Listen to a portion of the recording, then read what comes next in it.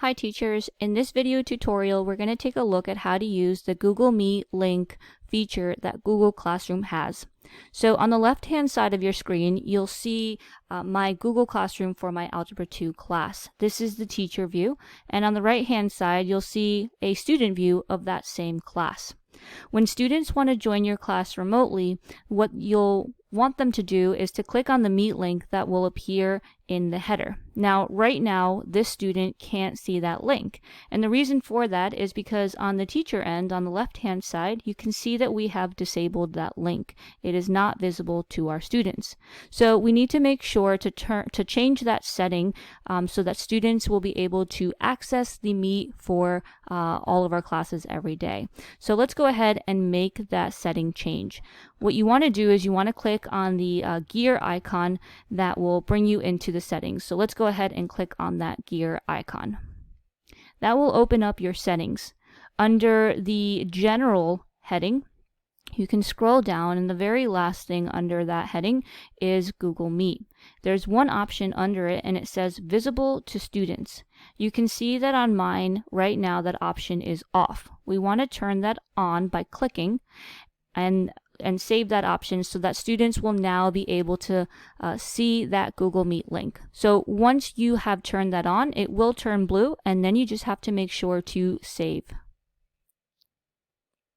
So you can see that this link changed slightly, and it also appeared for our in the student view.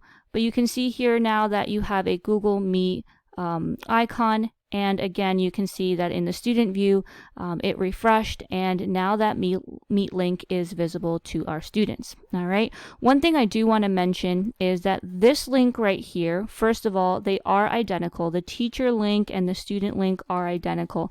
But I want you to know that this link is not the direct link to the meeting link. So you'll see that this is meet.google.com/lookup/ and then a combination of numbers and letters.